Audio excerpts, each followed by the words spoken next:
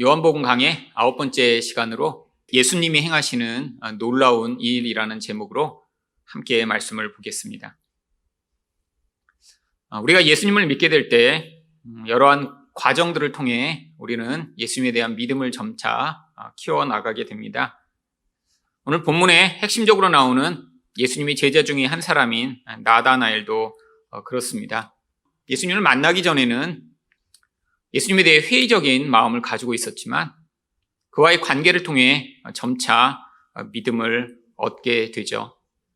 이 나다나엘의 이야기를 통해 예수님이 어떤 놀라운 일들을 행하고 계신지를 우리가 함께 살펴보고자 하는데요. 첫 번째로 예수님은 어떤 놀라운 일을 행하시나요? 사람의 마음을 꿰뚫어 보십니다. 43절 말씀입니다. 이튿날 예수께서 갈릴리로 나가려 하시다가 빌립을 만나 이르시되 나를 따르라 하시니, 예수님이 제자를 부르시는 과정은 크게 다른 사람이 예수님께 소개를 해서 이렇게 제자가 된 경우, 아니면 예수님이 직접 제자로 부르신 경우, 이렇게 두 가지로 나누어질 수 있을 것입니다. 세례 요한은 자기 원래 제자였던 안드레와 요한에게 예수님을 소개했죠. 그런데 여기 나와 있는 빌립이나 마테오 같은 경우에는 예수님이 직접 제자로 부르셨습니다. 그런데 왜 이 빌립 같은 경우는 예수님이 그를 제자로 부르셨을까요? 45절을 보면 그 힌트가 나옵니다. 빌립이 나다나엘을 찾아 이르되 모세가 율법에 기록하였고 여러 선지자가 기록한 그 일을 우리가 만났으니 요셉의 아들 나사렛 예수니라. 이 빌립과 나다나엘은 아마 비슷한 사람이었던 것 같습니다. 근데 이들은 어떤 특징이 있나요? 구약 성경에 아주 능통했어요. 그리고 그 구약이 예언하고 있는 이 메시아에 대한 기대가 가득했습니다. 그리고 그 안에 그런 열망을 가지고 그 메시아를 기다렸던 것이죠. 바로 예수님은 이 빌립을 부르심으로 말미암아 바로 그와 비슷한 사람인 나다나엘까지 한 번에 이렇게 제자로 부르실 수 있었던 것이죠. 흔히 우리가 마태에 가면 있는 1+1이 이 빌립과 나다나엘의 경우 같습니다. 빌립 한 사람만 불렀더니 그와 비슷한 이 나다나엘까지 예수님의 제자가 되었던 것이죠. 그런데 특히 이 나다나엘과 같은 경우의 사람은 성경의 이 본문 외에는 예수님의 제자였지만 어디 특별한 일을 한 것으로 전혀 나오지가 않습니다. 아니, 심지어 다른 성경에는 이 나다나엘이라는 이름으로 나오지도 않고요. 바돌로메라고 하는 다른 이름으로 등장합니다. 예수님의 제자의 명단에는 들어있지만 도대체 그가 뭘 했는지, 무슨 말을 했는지 아무런 업적과 아무런 말도 나와 있지 않죠. 그런데 이런 모습을 통해 오히려 저와 같은 사람에게는 이 나다나엘의 이야기가 큰 위로가 되었습니다. 저도 어떻게 보면 베드로 같은 사람은 아니잖아요. 행동파, 또 열심히 하는 일마다 뛰어드는 그런 열심파. 저는 열심과는 좀 거리가 먼 사람입니다, 솔직히. 그런데 예수님이 이런 행동주의적인 사람이나 열심을 가진 사람만 불러서 제자로 삼으시는 것이 아니라 이렇게 나다나엘처럼 어쩌면 굉장히 조용하고 깊은 사색을 하며 고민을 하는 이런 사람도 제자로 부르시고요. 또 이런 사람은 또한 그 예수님이 부르신 그 부르심에 맞는 반응을 하는 것을 보며 참 하나님 나라에는 하나님이 다양한 사람들로 그의 나라를 채워가심을 보여주고 있죠. 그런데 이렇게 빌립이 자기가 먼저 예수님을 만나보고 나니까 바로 구약 성경이 예언하던 그분이라는 사실을 발견해 흥분하여 자기와 같은 고민을 가지고 있던 나다나엘에게 이렇게 전도를 했지만 46절 상반절에서 나다나엘이 처음에는 회의적으로 반응합니다. 나다나엘이 이르되 나사렛에서 무슨 선한 것이 날 수 있느냐? 지금 이 빌립이나 나다나엘이나 다 그 동네 사람이에요. 그런데 이 나사렛이라고 하는 지역 자체가 워낙 낙후되고 사실 빤한 동네죠. 아마 이들도 이 동네에 도대체 어떤 사람이 살고 있는지, 사람들이 얼마나 살고 있는지, 또 무슨 일을 하고 있는지 아마 다 잘 알고 있었을 것입니다. 예전에 이렇게 동네라고 하면 지금의 이런 도시를 생각하시면 안 돼요. 한국에도 아주 오래전에 있었던 그런 아주 시골의 작은 마을들이요. 몇십 호가 옹기종기 모여 살고 있고요. 그래서 동네 사는 사람들은 서로 다 잘 알고 있는 그런 시골의 작은 마을. 이게 바로 예수님이 사셨던 곳입니다. 그런데 도대체 그냥 정말 평범한 일상을 살아가는 그런 시골 사람들이 모여있는 그 동네에서 아니 이 나라를 구원하고 역사를 바꿀 그런 메시아가 난다니요. 나다나엘도 그래서 처음에 아니 어떻게 그런 동네에서 라고 회의적이었죠. 하지만 빌립은 자신이 먼저 예수님을 만나 그 사실을 확인해서 아주 확신에 차 이 나다나엘을 초대합니다. 46절 하반절입니다. 빌립이 이르되 와서 보라 하니라. 그래도 이 나다나엘은 이 빌립의 요청을 거부하지 않고 예수님을 만납니다. 그런데 만나기도 전에 예수님은 이 나다나엘이 어떤 사람인지 다 알고 계셨어요. 그래서 47절에 그에 대해 이렇게 말씀하십니다. 예수께서 나다나엘이 자기에게 오는 것을 보시고 그를 가리켜 이르시되 보라 이는 참으로 이스라엘 사람이라 그 속에 간사한 것이 없도다. 참 좋은 칭찬이죠. 그런데 아니 예수님이 어떤 사람은 이렇게 조금 선하고 좋은 사람이라 그가 이렇게 제자로 오게 된 것을 기뻐하시며 이 말씀을 하신 것일까요? 아니 모든 사람은 다 죄인이라고 성경은 이야기하고 있는데 도대체 왜 이 나다나엘을 향해서는 간사한 것이 없는 참 이스라엘 사람이라고 말씀하고 계신 것일까요? 여러분 이것은 한 사람이 가지고 있는 도덕적 특성이나 혹은 다른 사람보다 성숙한 모습을 이야기하는 것이 아닙니다. 여기 나와 있는 이 이스라엘이란 단어와 또한 간교하다라고 하는 단어는 구약 성경에서 바로 야곱과 이스라엘을 이렇게 이름이 변화된 상황을 묘사하기 위해 사용되던 그런 단어들입니다. 여기 나와 있는 이 간사한이라고 하는 단어가 창세기 27장 35절에 나옵니다. 이삭이 이르되 내 아우가 와서 속여 내 복을 빼앗았도다. 야곱의 가장 전형적 특징이 무엇인가요? 속이더라도 내 욕망을 채우고자 하는 이 열심이 가득한 모습이죠. 근데 이게 바로 인간의 본성이에요. 내 힘으로 내게 조금이라도 손해가 가지 않도록 열심히 경쟁하고 심지어는 간교한 꾀를 내서라도 남을 속여 나의 이익을 취하고자 하는 이 마음이요. 여러분, 이건 어떤 나쁜 사람만 가지고 있는 마음인가요? 여기 있는 이 야곱은 굉장히 나쁜 놈이라 아니 이런 마음을 가지고 사나요? 아니에요. 모든 사람은 다 자기중심적입니다.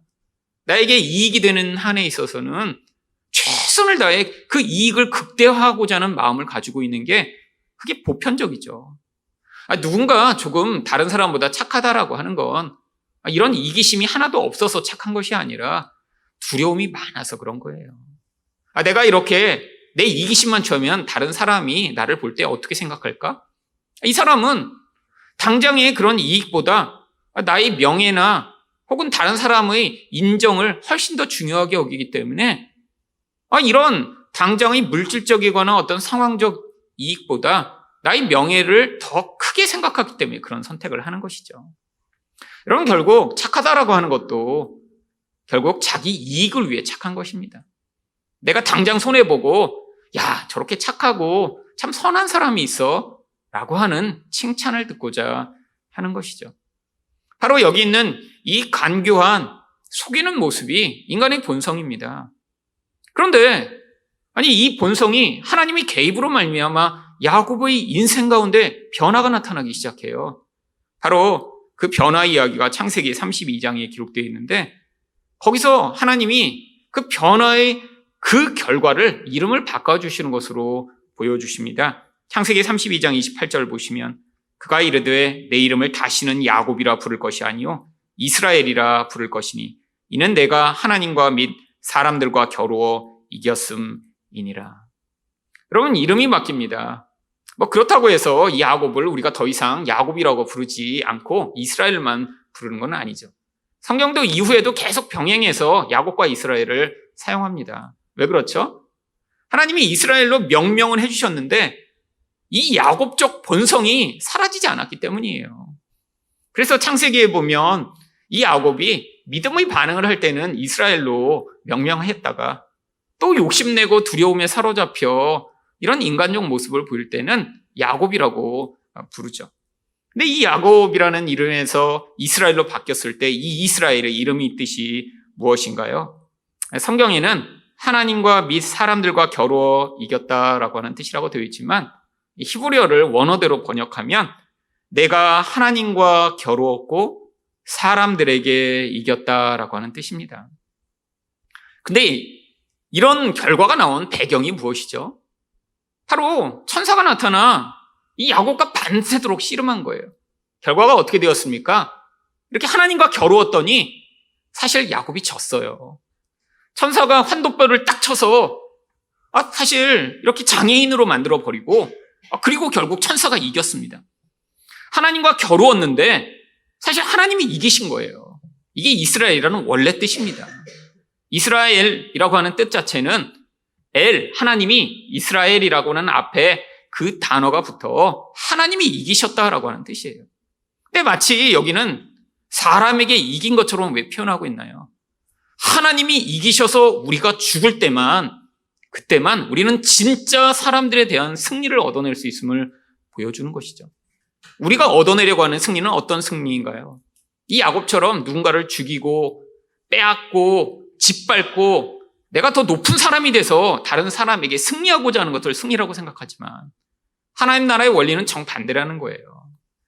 우리의 옛 자아가 십자가에 매달려 죽임을 당하고 그래서 하나님이 우리를 다스리시는 통치가 온전히 나타날 때 그래서 내가 온전한 사랑과 온전한 왕됨으로 다른 사람을 섬길 때 그게 진짜 승리라고 하는 것이죠.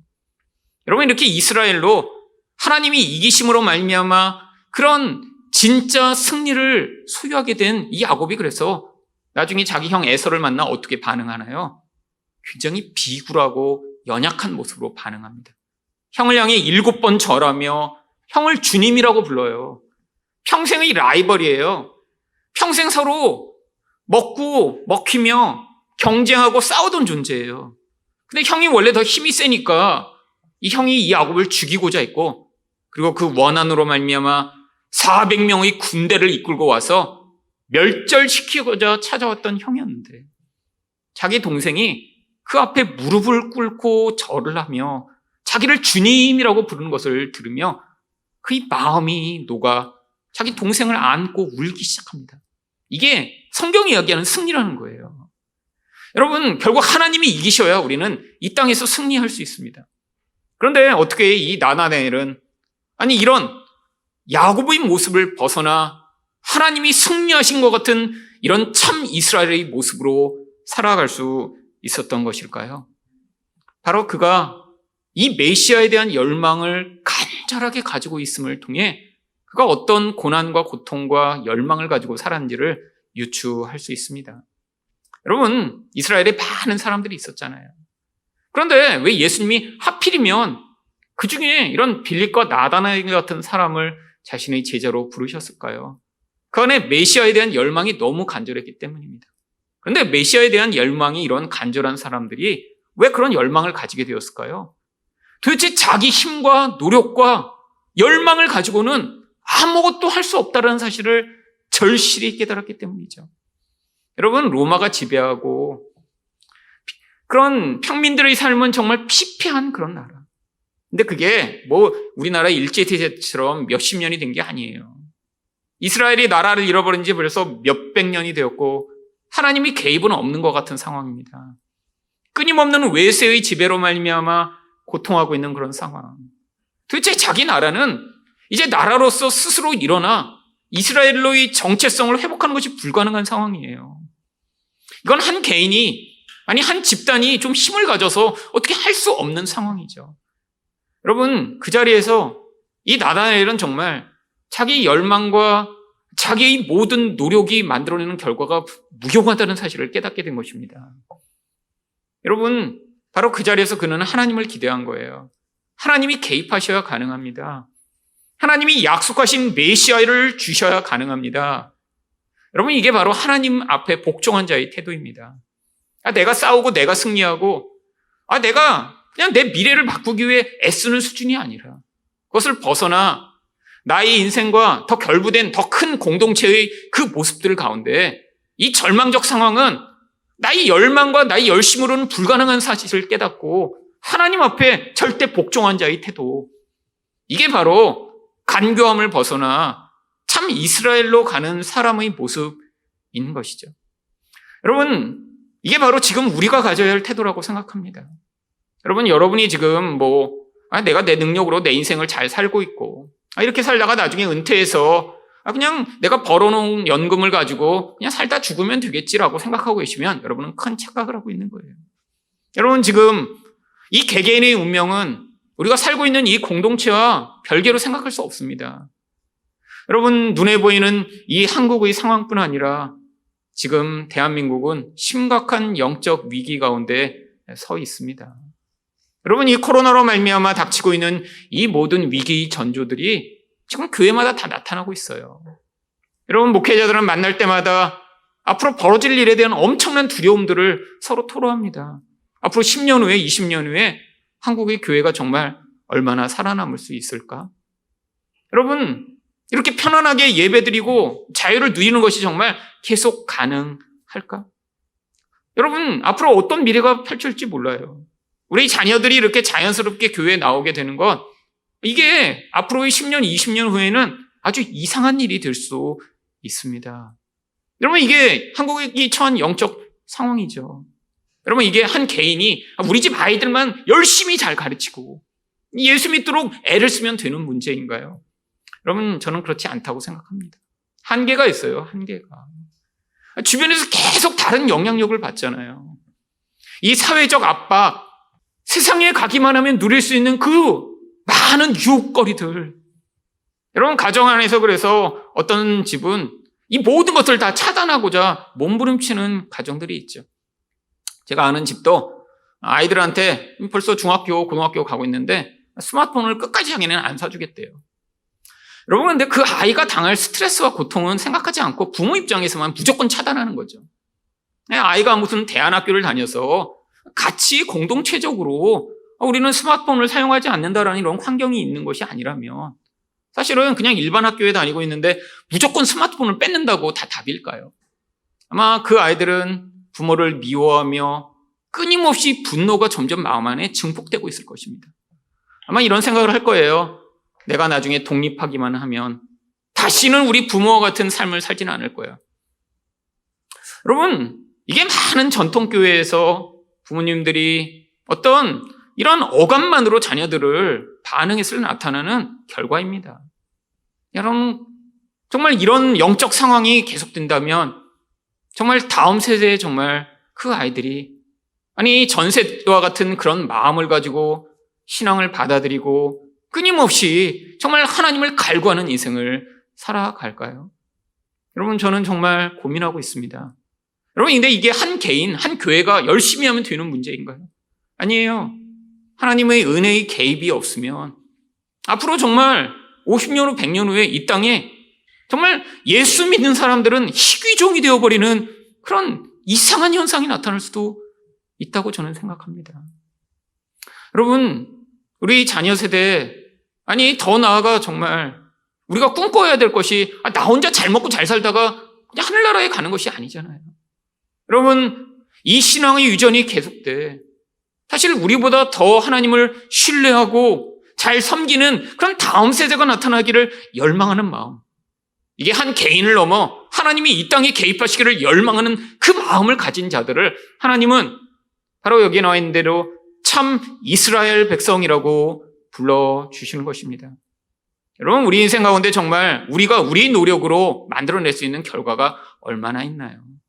특별히 를 향한 이런 영적 유전은 하나님의 개입이 없으면 불가능한 것이죠. 근데 지금 이 사회 자체가 그런 이전 세대가 경험했던 그런 요동하는 과정, 경제적으로도 정말 비참한 그런 상황들을 지나가며 겪은 그 깊이 있는 그 과정 가운데 정말 그 유산으로 어떤 신앙의 한 부분을 얻게 된 것인데, 이 시대 자체는 너무 평안해져 버렸죠. 여러분, 그래서 우리가 더 하나님의 간구가 필요합니다. 여러분, 고난의 때에 예수 믿는 그건 어쩌면 너무나 당연한 결과일지도 몰라요. 근데 너무나 다 평안하고 모든 것이 갖추어진 상황에서 그 믿음을 지킨다는 게 훨씬 더 어렵습니다. 여러분, 모든 역사가 그것을 증명하고 있어요. 로마 때 박해가 심할 때는 카타콤에 숨어 들어가서까지 예수를 믿었고, 그때 신앙의 사람들이 나타났어요. 근데 언제 위기가 닥쳤죠? 로마의 국교화되면서 이제 예수 믿는 것이 오히려 특권의 계층이 되면서 기독교가 몰락하기 시작했습니다. 여러분, 이게 한국의 상황 아닌가요? 여러분, 우리가 경제적으로 어렵고 나라가 혼란하고 소망이 없을 땐 함께 모여 기도하며 함께 하나님의 은혜를 구하는 일들이 아주 자연스러웠습니다. 여러분, 제가 대학생 때까지도 사실 이렇게 주말에 모여 기도하는 거 너무 자연스러웠죠. 보통 교회마다 금요 철회야 하면 9시, 10시 이렇게 시작해갖고 뭐 한두 시간 하고 끝나나요? 제가 다니던 교회는 새벽 4시까지 보통 했어요. 여러분, 근데 만약에 지금 제가 금요일 날 한 10시쯤 오셔서 우리 4시까지 같이 기도합시다 이러면 아마 제가 그렇게 막 그걸 강요하고 안 하면 교인도 안 된다고 그러고 막 그러면 아마 교회 떠나시는 분들 많을걸요? 그렇잖아요. 아니, 기도하자고 하는데 막 사람들이 막 반대하고 막 교회를 떠난다. 요즘 그럴 것 같아요, 정말. 제가 만약에 이 금요초래를 이제 앞으로 매주 6시간씩 우리가 같이 기도하고 찬양하는 거 빠지시는 분들은 이제 교회에서 이제 불이익을 주겠다고 하고 막 제가 막 그렇게 협박하고 옛날 목사님들처럼 막 나중에는 막 협박하다 안 들으면 지옥 갈 거라고 옛날 목사님들 막 그러셨어요. 기도도 안 한 인간이 교인이냐고. 그러면 막 협박하셨잖아요. 근데 옛날에는 그게 통했습니다. 여러분, 이제 시대가 달라졌어요. 협박은 여러분 끝장입니다. 학교에서 선생님 말도 안 듣는데 교회에서 목사가 얘기하는데 말을 듣겠어요? 그냥 개개인이 영성에 맡겨놨는데 이게 하향평준화가 되고 있는 게 심각한 문제죠. 옛날에는 그렇게 협박받고 그렇게 정말 야단치니까 와서 그렇게 기도라도 하다가 은혜도 받고 하나님을 만나는 일들이 있었는데 이제는 개개인이 편안한 환경에서 그냥 개개인의 신앙을 추구하다 이제는 하나님 대신에 넷플릭스가 더 사모되는 그런 세상이 되어버렸죠. 여러분, 이 나다나엘이 이런 열망을 가지게 된 건 그가 개인적으로 처한 환경뿐 아니라 그 시대적 고통을 그가 다 껴안으며 하나님 앞에 해결책이 없어 울부짖다. 거기에서 이런 참 이스라엘의 사람으로 준비되었던 것이죠. 그때 예수님이 나다나엘에게 뭐라고 말씀하시나요? 48절입니다. 나다나엘이 이르되 어떻게 나를 아시나이까? 예수께서 대답하여 이르시되 빌립이 너를 부르기 전에 내가 무화과 나무 아래에 있을 때 보았노라. 예수님이 정말 미리부터 다 하셨어요. 아니, 보자마자 너는 참 이스라엘 사람이라고 얘기했더니 아니, 어떻게 저를 아세요? 저는 처음 뵀는데요. 그랬더니 네가 무화과 나무 아래에 있을 때 내가 너를 미리 보았다. 여러분, 그냥 지나가다 이렇게 마치 보신 것처럼 이야기를 하십니다. 아니, 그럴 수 있잖아요. 어떤 사람 이렇게 보다가 무화과 나무에 저 사람이 있네? 그런데 이런 한마디에 이 나다나엘은 꼬꾸라져 버립니다. 이 한마디에 나다나엘이 뭐라고 답을 하죠? 49절입니다. 나다나엘이 대답하되 랍비여 당신은 하나님의 아들이시오 당신은 이스라엘의 임금이로소이다. 여러분, 예수님을 메시아로 고백하는 거예요. 아니, 무화과 나무 아래에 있다고 했는 걸 봤다고 했는데 갑자기 어떻게 예수님을 메시아로 고백하죠? 예수님을 만나기 전에는 나사렛에서 어떻게 선한 것이 나올 수 있어? 말도 안 돼. 아니, 그랬던 사람이 예수님과 딱 두 마디 대화해보고 난 뒤에 무화과 나무 아래에서 봤다 그러니까 갑자기 사람이 꼬꾸라지더니 당신은 하나님이십니다라고 고백을 해요. 그럼 바로 이 무화과 나무 아래에서 이 나다나엘이 간절하게 하나님을 향해 간구하고 묵상하고 기대하고 열망했던 게 바로 메시아를 보내달라고 하는 간구였기 때문입니다. 여러분, 이 무화과 나무는 흔히 당시에 사람들이 묵상하고 기도하던 장소였다라고 합니다. 여러분, 이 나다나엘도 열망이 컸던 사람이에요. 한편으로는 절망도 컸겠죠. 근데 그 절망을 그는 분노와 미움과 폭력으로 해결하지 않고 하나님 앞에 나아가 끊임없이 구약 성경의 약속을 붙들며 그 약속을 하나님 앞에 아뢰며 간구하던 사람이었던 것입니다. 여러분, 거기서 하나님, 이 나의 마음을 알고 계신가요? 내가 이렇게 절망하며 고통하고 있는 것 하나님 정말 알고 계신가요? 메시아만 보내주시면 이 상황이 해결될 수 있는데 하나님 메시아를 보내주세요라고 간구하던 그 깊은 간구를 바로 예수님이 아시고 그 이야기를 하신 거예요. 여러분, 바로 그 자리에서 그가 하나님을 만난 것입니다. 여러분, 이게 바로 놀라운 일이죠. 하지만 우리에 대한 놀라운 하나님의 약속이기도 한 것입니다. 어떤 약속이요? 우리 하나님은 우리의 이 깊은 간구와 이 깊은 절망을 다 알고 계시다는 것이요. 여러분, 하나님이 우리 인생 가운데 고난을 지날 때, 절망 가운데 있을 때 하나님이 정말 외면하신 것 같은 때 아주 많이 있습니다. 여러분, 우리는 하나님의 임재를 감각으로 느끼기를 원하죠. 뭔가 기적이 일어나고 신비한 일이 일어나면 와, 하나님이 함께 하시나 보다.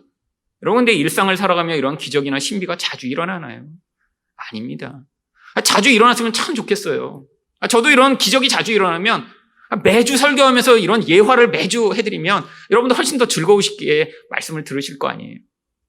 여러분, 기적이 잘 안 나타나요. 저도 기적을 많이 경험했지만 그 반이라는 게 손꼽힐 만한 거죠. 여러분, 이게 우리의 심각한 문제죠.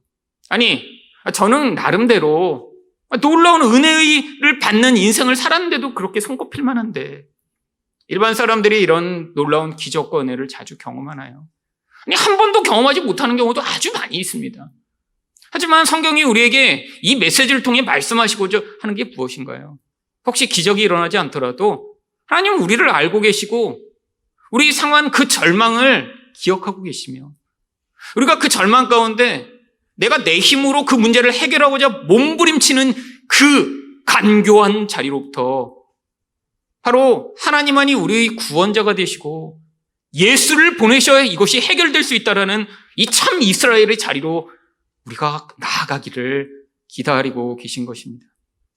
여러분, 이게 바로 우리 인생의 예수 그리스도가 우리 인생에 찾아오시는 아주 중요한 시발점이 되죠. 여러분, 하나님이 오시지 않으면 우리 인생의 문제는 해결되지 못해요. 근데 우리는 대부분 하나님을 먼저 기대하고 예수가 나의 왕이 되셔서 나를 다스리시기보다는 내가 몸부림치며 내 문제를 해결하고자 하는 게 우리의 기본적 성향이죠. 아니, 그리고 때로는 될 것 같아요. 여러분, 하지만 물론 우리가 인생에서 뭐 사업을 하고 인생에서 어떤 뭐 프로젝트를 성취하고 내 인생에서의 어떤 뭐 입시를 해결하고 하는 문제들은 물론 우리에게 그 모든 역할들이 맡겨있는 경우들이 많이 있습니다. 근데 하나님이 요구하시는 이 절대적인 구원이 무엇인가요? 단순히 어떤 학교를 가고 어떤 회사에 가는 문제가 아니잖아요. 우리 인생의 가장 근원적인 부분이요. 생명을 얻고 죄에서 벗어나며 특별히 영적인 그 은혜 가운데 살아가게 되는 부분. 이 모든 것들이 깨어지면 우리 인생은 근원에서부터 흔들리게 됩니다. 아무리 성공하고 아무리 돈을 벌어도 영혼이 뒤흔들리고 내가 어찌할 수 없는 그 불안과 두려움과 공포 가운데 시달리며 아니 내가 어떻게 할 수 없는 욕망이 나를 지배하여 파괴적인 인생으로 끌고 가게 된다면 여러분 얼마나 비참한 인생이 될 수 있나요? 하나님만이 우리 인생에 개입하실 수 있습니다. 여러분 부모가 자녀에게 아무리 사랑으로 잘 가르쳐도 여러분 그 자녀의 영혼을 부모는 책임질 수가 없어요. 아무리 좋은 것을 주고 아무리 정말 자녀에게 최선의 교육을 해도 나중에 그 자녀가 나는 하나님 믿기 싫어. 나는 하나님과 관계없는 인생을 살 거야 라고 선택을 한다 그러면 여러분 그건 실패한 인생이죠. 여러분 물론 우리는 최선을 다해 아이들에게 복음을 가르치고 하나님은 살아계시다는 것을 믿게 해야죠. 여러분 근데 말이 얼마나 영향력이 있나요? 여러분 한 사람이 보이는 진짜 삶에 대한 태도와 반응이 다른 사람에게 영향력이 있는 것입니다. 여러분 아무리 부모가 말로는 예수 믿어야지 라고 하는데 부모가 진짜 삶에서 믿고 있는 것은 예수가 아니라 돈이며 자기 힘이며 자기 능력이라는 사실을 자녀들은 다 알고 있어요. 여러분, 부모가 아유, 엄마 아빠는 사랑해 라고 말을 하는 거 자녀들이 그냥 그 말만 믿고 우리 부모는 정말 사랑하는구나 라고 알게 되나요? 아니에요. 자녀는 부모가 평소에 보이는 그 태도, 평소에 서로 눈짓하고 반응하는 그 반응을 보며 부모가 진짜 사랑하고 있는지 거짓으로 반응하는지 다 알고 있습니다. 아니, 집에서는 그렇게 행세하는 것조차 쉽지 않죠. 여러분, 이게 영향력입니다. 여러분, 부모의 세대부터 진짜 이 간교함의 자리로부터 하나님이 우리 모든 것들을 알고 계시고 진짜 절망의 자리에서 우리를 구원할 분은 예수 그리스도밖에 없다는 사실을 우리가 진짜 알게 되어요. 그 영향력이 우리를 넘어 우리 자녀의 세대, 아니 그 이후의 세대까지 영향을 미치게 되겠죠. 여러분, 저는 교회가 조금 더 이젠 이런 우리 힘으로, 우리 노력으로 무엇인가 만들어내는 그 노력의 그 모든 것들을 내려놓고 이제 하나님이 우리 인생과 교회 가운데 개입하시지 않으면 안 된다라고 하는 그 자리에 서야 된다라고 믿습니다. 여러분, 지금은 당장 우리가 느끼지 못할지 몰라도 앞으로 한국에 임할 이 모든 영적 기근의 시기에 정말로 모두가 예수 그리스도의 개입과 은혜를 사모하시는 분들 되시기를 축원드립니다. 두 번째로 예수님은 어떤 놀라운 일을 행하시나요? 50절입니다. 예수께서 대답하여 이르시되 내가 너를 무화과 나무 아래에서 보았다 함으로 믿느냐? 이보다 더 큰 일을 보리라. 이 나다나엘에게는 지금 예수님이 자신을 알고 계시다는 사실을 말씀하신 것만 해도 너무너무 놀랐어요. 근데 예수님은 어때요? 더 큰 일들을 보게 될 것이다 라고 말씀하십니다. 여러분, 한글 성경에는 단수처럼 되어 있지만 복수로 되어 있어요. 더 큰 일들을 보게 될 거래요. 도대체 어떤 더 큰 일들을 보게 되죠? 그럼 바로 요한복음 2장부터 나오는, 아니 이 나다나엘이 예수님과 3년이나 함께하며 경험하게 되는, 예수님이 하나님이시라는 사실을 보여주게 되는 그 수없이 많은 기적과 예수님의 행적들을 이야기하는 것이죠. 여러분, 예수님이 단순히 병을 고쳐주시고 예수님이 단순히 기적을 행하신 것이 아니에요. 그 예수가 하나님이심을 보여주고 구약이 약속하던 메시아임을 보여주기 위해 그 모든 것들을 보여준 것입니다.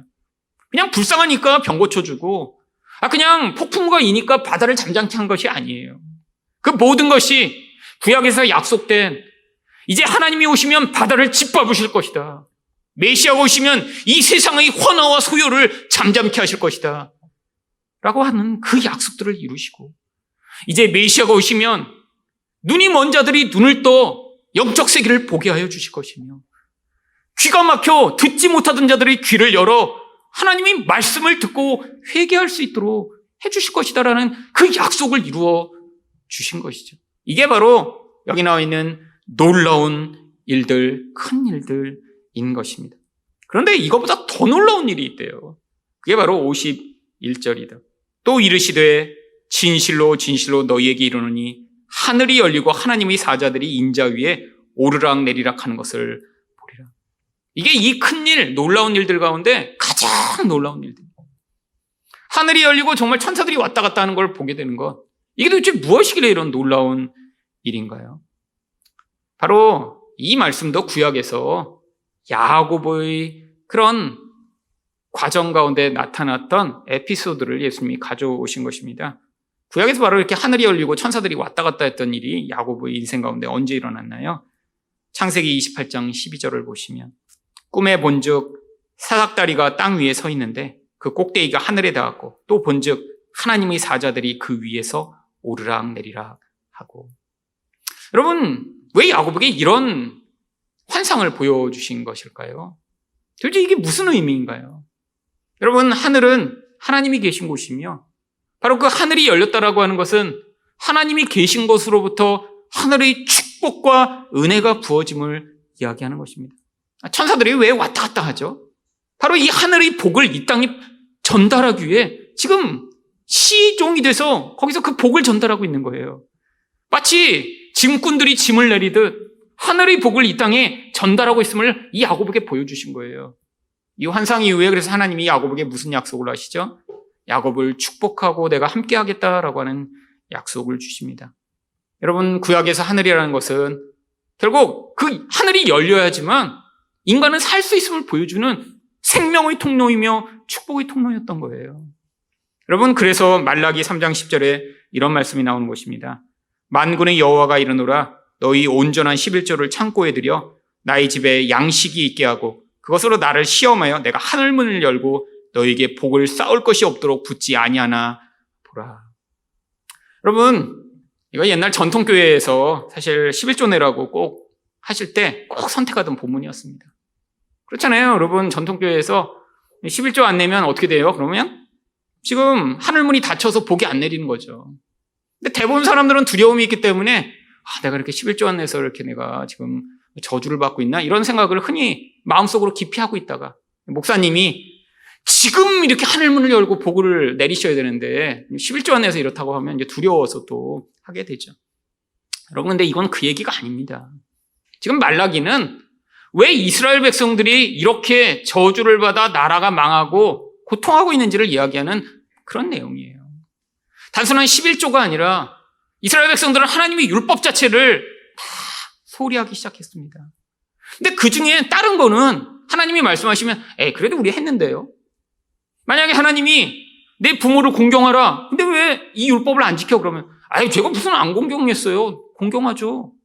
사람마다 기준이 다 다를 거 아니에요. 여러분, 누가 저보고 부모님을 공경하냐고 그러면 저도 제 나름대로 공경합니다. 근데 구체적으로 물어보면 조금 어렵죠. 매일 아침 저녁으로 전화 드리고 계신가요? 그럼 전화 안 드리거든요, 그렇게. 그러면 공경하지 않는 거죠. 그럼 사람마다 기준도 다르고 그냥 일반적으로 물어보면 얼마든지 답할 수 있습니다. 왜 하나님을 사랑하고 했는데 사랑하지 않아? 저 사랑해요. 얼마든지 답할 수 있죠. 근데 이런 구체적인 거는 안 하고 있으니까 딱 표가 나는 거예요. 이스라엘 백성들이 당시에 율법이 완전히 다 깨졌어요. 종교 시스템도 다 깨져버렸어요. 더 이상 11조 안 해도 되는 거예요. 그러니까 아무도 안 했습니다. 그러니까 하나님이 딱 지적하시기 가장 좋은 거였죠. 뭐예요? 바로 이 율법이라는 것은 무엇을 위해 주신 거죠? 바로 인간이 절대로 하나님이 우리에게 요구하시는 것을 다 순종할 수 없기 때문에 우리는 저주를 받아 죽을 수밖에 없는 것을 증명하기 위해 주신 것입니다. 이게 말라기예요. 인간은 절대로 하나님의 뜻을 행하지 못하기 때문에 결국 우리는 다 저주받아 죽일 수밖에 없는 자들이에요. 하늘이 막혀버린 거예요. 하나님이 절대로 하늘을 열고 우리에게 복을 주실 수 없는 상황이 되어버린 거예요. 여러분, 그래서 예수님이 오신 것입니다.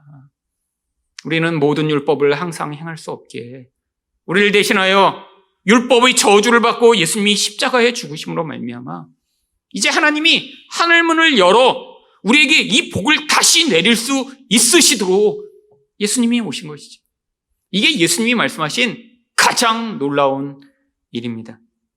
여러분, 이게 가장 놀라운 것인데 아직도 이 하늘의 복 말고 다른 것들을 구하는 사람들 굉장히 많죠. 여러분, 근데 이 복이 도대체 무엇으로 오나요? 바로 하늘로부터 내리는 이 축복의 실체가 성령이신 것입니다. 그래서 누가복음 11장 13절에서 예수님이 이렇게 말씀하세요. 너희가 악할지라도 좋은 것을 자녀에게 줄 줄 알거든 하물며 너희 하늘 아버지께서 구하는 자에게 성령을 주시지 않겠느냐? 하나님이 주실 수 있는 가장 좋은 것이 성령인데 그게 바로 하늘이 열려서 우리에게 내리게 되는 하늘의 축복이라고 하는 것이죠. 이 축복이 언제 내렸나요? 바로 오순절 사건을 기록하고 있는 사도행전 2장 2절부터 4절을 보시면 호련히 하늘로부터 급하고 강한 바람 같은 소리가 있어 그들이 앉은 온 집에 가득하며 마치 불의 혀처럼 갈라지는 것들이 그들에게 보여 각 사람 위에 하나씩 임하여 있더니 그들이 다 성령의 충만함을 받고 일부러 이때 한 번만 이제 처음으로 하늘이 열려 하늘에서 이 복이 부어지고 있는 그 현장이기 때문에 사람들이 그걸 눈으로 보고 귀로 들을 수 있도록 딱 한 번만 불의 혀 같은 것이 사람에게 내리고 바람 소리가 나도록 하신 거예요. 이후로는 이럴 필요가 없습니다. 이제 하늘이 열려버렸어요. 그래서 요한계시록에서는 이제 하늘을 뭐라고 얘기하나요? 열린 하늘이라고 이야기합니다. 하나님이 예수 그리스도로 말미암아 이제 인간에게 저주가 아니라 이 성령을 부으실 수 있는 하늘을 열어놓으시고 바로 예수 그리스도를 하나님으로 나의 인생의 진짜 해결자로 간구하는 참 이스라엘 백성마다 성령을 주시는 것입니다. 여러분, 바로 이 성령이 오셔야 우리는 살아납니다. 여러분, 왜 우리가 부활주의를 기념하나요? 우리는 원래 죽은 자였기 때문이죠. 근데 죽은 자여서 바로 그냥 죽어버리면 괜찮은데 그 죽음의 결과를 인생 내내 풍기며 살아갑니다. 마치 시체처럼요. 여러분, 시체는 정말 썩은 냄새를 풍기죠. 여러분, 시체 냄새 맡아보신 적 있나요? 사람 시체가 아니더라도 여러분, 쥐 한 마리만 죽어도 정말 냄새가 장난 아닙니다. 그 죽음이 가져오는 그 영향력. 여러분, 사람은 영이 죽었기 때문에 어떤 영향력을 미치죠? 분노와 미움과 욕망과 파괴와 절망과 우울과 모든 더러운 것들을 끊임없이 뿜어내며 살잖아요. 여러분 자신도, 여러분이 만나는 사람들도 여러분 바로 이 죽음의 냄새들을 풍기고 있지 않나요? 여러분, 저는 제가 만나본 많은 사람들, 아니 그 사람보다 더 심한 죽음의 영향력이 제 안에 있음을 너무 많이 경험했습니다. 겉으로는 착한 척, 예수 잘 믿는 척 살아가고 있지만 영혼 안에는 그 두려움과 욕망이 만들어내는 그 더러운 결과들이 나를 고통하게 하고 다른 사람들에게 영향을 미치고, 그래서 누군가와 가까이 가기만 하면 그 죽음의 영향력이 서로에게 영향을 미쳐 정말 너무너무 지옥 같은 삶을 만들어내는, 여러분 바로 예수의 생명이 필요합니다. 여러분, 근데 누구만 이런 생명을 누릴 수 있죠? 바로 이 나다나엘처럼, 아니 이 간교함으로 내 힘으로 인생을 살아가는 그 자리에서 내려와 하나님, 이 문제는 우리 하나님만이 해결해 주실 수 있습니다. 예수 그리스도가 오셔야 가능합니다. 그럼 바로 이런 갈망으로 그 성령을 받아들이는 자들에게만 하나님이 그 인생 가운데 지금 찾아오셔서 이 생명의 영향력, 부활의 기쁨을 누리게 하시는 것이죠. 여러분, 물론 우리가 한 번의 마음이 변해 성령이 한 번에 충만하게 되고 한 번에 그런 놀라운 생명과 복을 누리게 된다면 얼마나 좋을까요? 근데 인생 내내 우리가 과정을 지나가게 되어 있습니다. 때로는 이런 나의 간교함을 인정하고 내려놓는 과정이 길고 긴 것처럼 느껴지는 때가 있죠. 어쩌면 그 절망과 좌절을 오랫동안 경험하는 과정이 있죠. 제 인생 가운데도 그 과정이 바로 20대부터 40대까지의 약 20년이었어요. 20년. 여러분, 그 과정에서는 정말 제가 이렇게 살 수 있을까? 정말 매일처럼 정말 하나님 앞에 절망하고 좌절하고 포기하고 싶은 그때가 있었는데, 그때 하나님이 은혜로 계속해서 이끌어 오셔서 정말 제가 이전에는 맛보지 못했던 그 평안함, 이전에는 내 안에서 뿜어나오는 그 악이 나도 숨막히게 만들고 내 옆에 있는 사람들도 다 정말로 숨막히게 만들던 그런 인생으로부터 구원하신 은혜를 경험했죠. 여러분, 우리도 마찬가지 아닌가요? 여러분이 교회 오래 다녔다고 여러분과 가까운 사람들이 정말 그 영향력과 결과를 누리고 있나요? 아니에요. 여러분, 많은 교회 오래 다닌 사람들이 어쩌면 나는 괜찮은 존재라고 착각하며 가장 가까운 사람들에게 가장 악한 영향력을 미치는 것 얼마나 많이 있나요? 여러분, 해결책은 성령이 내리셔서 우리를 다스리시는 것밖에 없습니다. 이게 가장 큰 복이에요. 여러분, 이 부활절에 우리가 그래서 무엇을 기도해야 되나요? 바로 이 성령이 우리를 충만하게 다스리시기를 기도하셔야 됩니다. 바로 우리 이 간교한 마음을 내려놓고 참 이스라엘 백성 같은 마음을 갖기를 기도하셔야 됩니다. 그래서 여러분이 내년에는 바로 이 과정과 여러분의 간구를 통해 여러분의 인생에 찾아오신 이 성령의 영향력으로 말미암아 올해보다 더 하나님의 다스리심이 여러분 안에 생명으로 흘러나가게 되는 그런 한 해가 되시기를 예수 그리스도 이름으로 축원드립니다.